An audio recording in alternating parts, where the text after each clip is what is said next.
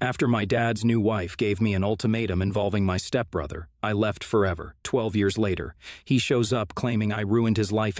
Owe him. I, 32, have been no contact NC with my dad's family for the last 12 years, and it all stems from his remarriage. My parents split up when I was about 10 or so because they fell out of love. While at the age of 32, I understand what that means. I was kind of shocked and heartbroken about it as a kid. Due to that, I ended up lashing out at my parents a lot, and we went to family counseling together. However, it really only felt like my mom was the one putting in efforts to get to understand my point of view POV, while dad had a hard-ass stance of accepting life as it comes to you. Because of that, I was much closer to my mom than my dad, and only ever stayed with him for a few months at a time. However, when I was 14, mom passed away in an accident, and I was forced to move in with dad. Those days were probably the worst time of my life, and it felt even worse because I was basically the only one grieving. My dad had been dating this woman, Beth, female 49, for a few years, and they had gotten engaged at the same time frame as mom's passing. Dad prioritized his future with Beth over respecting mom and their shared past, and thus never showed any outward signs of sadness or grief, making me even more isolated as a teenager.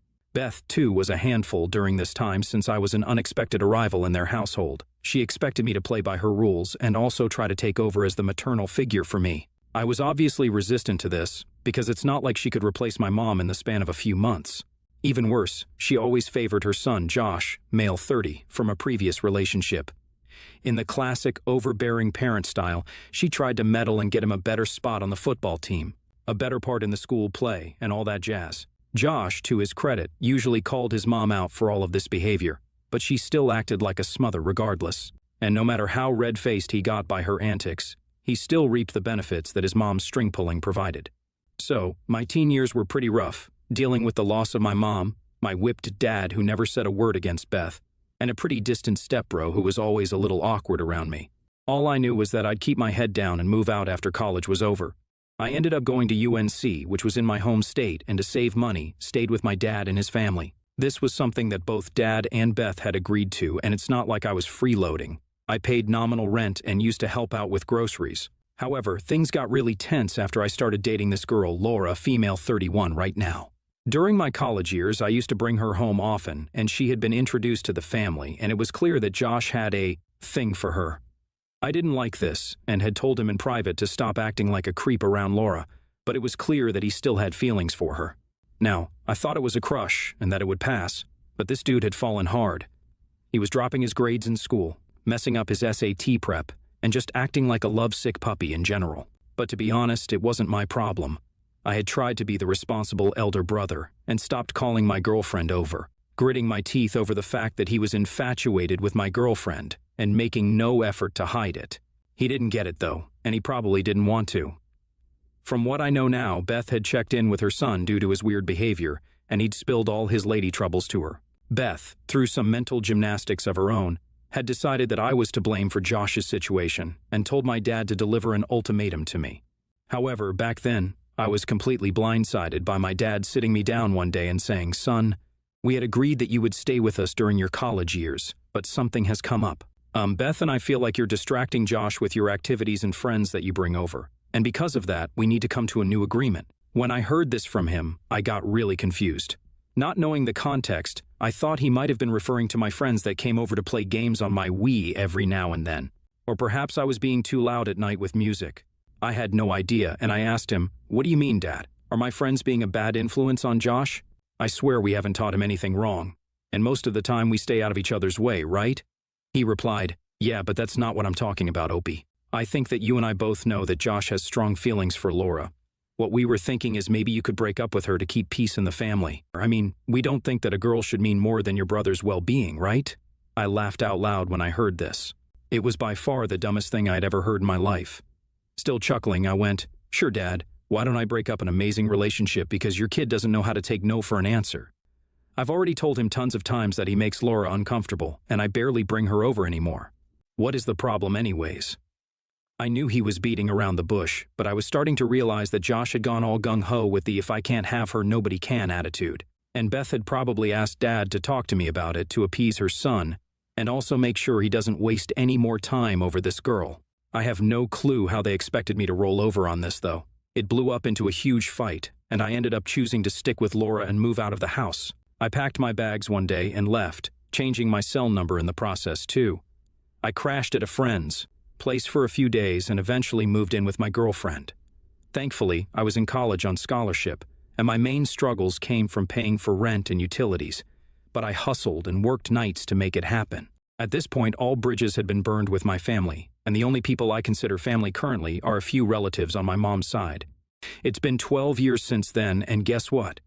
Laura and I got married, and both of us are quite comfortable in our jobs and lives. In fact, we bought our first house and are trying for a baby. I genuinely think leaving my toxic family behind was the best decision I made. However, a couple of days ago, someone showed up at my doorstep, and that made me spiral and think back to my past a little. Josh somehow found out where I lived and came over to visit one day, saying that he needs to talk to me. I was too shocked to really react, and silently let him in. After he made himself comfortable, we caught up a little, although he already knew the general gist of my life because he had apparently found out through social media. Then he told me the real reason he was here. He explained a lot of things about his infatuation with Laura, including his mom's involvement. However, he also added that he never wanted me to move out of the house, and that was something that Beth had devised all on her own. He said that he stepped out and Mom seemed almost glad that I was gone, and the house became really cold and weird after that for him. The three of them ended up moving out of state a few months after I left, something which I wasn't aware of, and Josh didn't know how to reach out to me back then. In all this time, he had been feeling guilty for the way I had laughed, and had gotten over his infatuation with Laura, surprise, surprise. But due to his shitty mental state, had ended up mixing with the wrong crowd in college, and ended up dropping out. The situation at home was terrible as well, and his mother was losing her mind over his lack of drive and success without ever really bothering to find out why he was feeling so depressed. This eventually drove him to leave the house after 10 years, and he's been wandering the states working random odd jobs and hitchhiking. He came to me to ask if I wouldn't help him out by settling in this town, perhaps by helping him get a foot in the door at the place I work at. For someone with no degree and no qualifications, this would be tough, and I made that clear. But Josh said that I owe him this for abandoning him with our toxic family. He claims that even though we were distant, we were still brothers. He left about an hour back as I'm writing this post, and I'm torn. I don't think I owe him any obligation, but it's terrible to see him like this. I spoke to Laura about it, and she would prefer staying NC with all members of my family, including Josh, but feels like we should help him out in some way at least. Would I be the a-hole Wibta if I don't? Continue interacting with my stepbrother? Update 1. After reading everybody's comments, I think the best course of action is to give Josh some money to live in a cheap apartment for a few months and ask him to begin looking for a job himself. I don't know whether we will ever have a real bond, but you guys are right. I don't owe him anything for his own emotional turmoil. I did what was best for me. Update 2. It's been a few months since my last update, and Josh is doing quite well in our town. He's changed a lot from who he was previously and started work as a junior manager in the local Walmart. The money we gave him has been beneficial, and he's going to night school to get a degree. I'll be honest, seeing him now makes me want to be more involved in his life. But I can't really get over the fact that he thinks I owe him something for moving out and making him feel guilty. I spoke to my relatives about it, and they suggested having a confrontation with him. Update 3. I ended up speaking to Josh about why I think he's wrong to expect something from me. But I do think he is a fine man now and deserves some love from me. It took him some time to get the nuance, but he's apologized for the unfair burden and is thankful for the help. Laura has also softened up to him, since he has apologized to her privately as well for his creepy behavior in the past.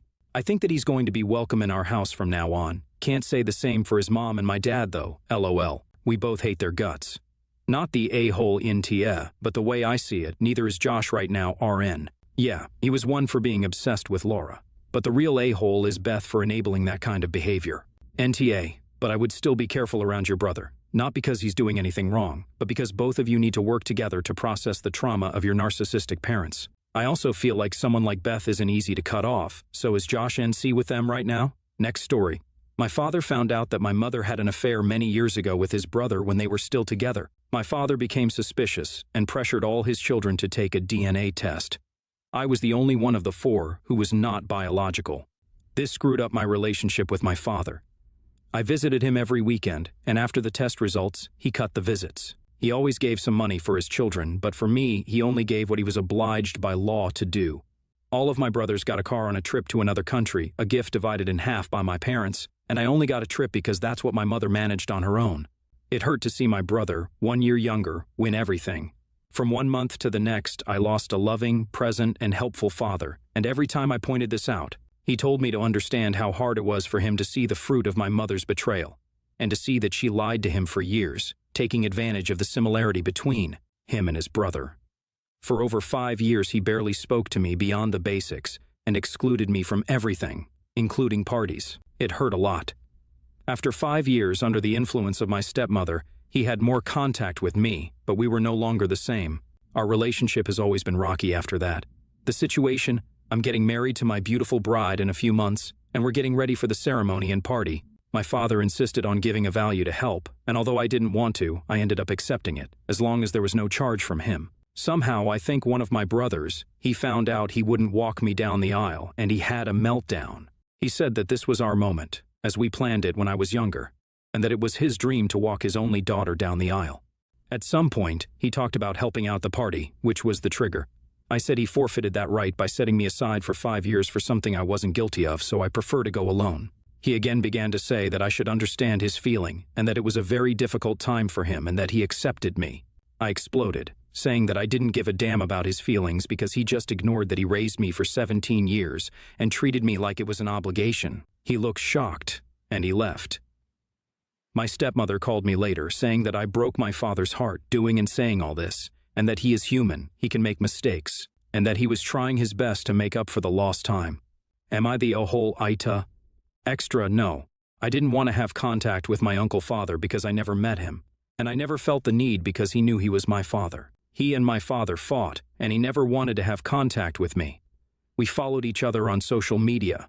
For those who are asking about my mother and if she's going to the wedding, she passed away 3 years ago, so I don't think this aspect makes any difference. She'll have a seat in her honor because I want to, and that's it. NTA. Everyone is so worried about your dad's feelings. Well, what about what he did to a child? He abandoned you, and everyone wants you to say, whoops, it was a mistake and my feelings were hurt by your mother. No. He has no concept of how much he hurt you. He didn't put you first, he put himself first. And now he wants you to put him first. Probably just for appearance's sake. Walk down the aisle by yourself, and do it proudly. NTA. Your father took out his feelings of betrayal on an innocent child. That's on him. Also, congratulations on your upcoming marriage. Next story. A friend wanted to visit my house, so we made plans for them to visit my place for a sleepover. It was just a casual thing we do every so often. In fact, they live a bike ride away, very close by. They were to get here after lunch, and at 1 p.m., I got a message saying they just woke up, followed by them saying they'll do some chores first. I said, sure, I'm just home anyway. What's an hour or so between friends? At 4 p.m., they said they'll arrive around 6 to 7 p.m., and by that point, I was already upset since it took 4 hours for them to say they'd be here even later. I thought I could be patient, but no. I was already getting hungry for dinner, and at 6 p.m., they still weren't here. So, I told them we should just cancel this whole sleepover. I said to them I was upset and I didn't want to take it out on them, so I would like space to just process my feelings. Their reply was, oh, I already packed. Am I the a-hole for canceling the sleepover to process how upset it made me they were 6 hours late? Update, September 6th, 2022. They pushed me through with the call.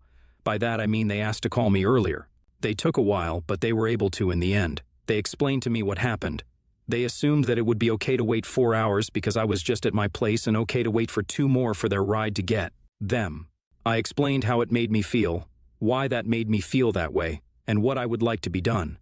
They didn't realize they were being selfish and inconsiderate. They genuinely said sorry, said they'll avoid it happening again. Actually, I think I should fix this. I might have done this to my brother once too, and asked me what they could do in the future in case they take a long time in something again.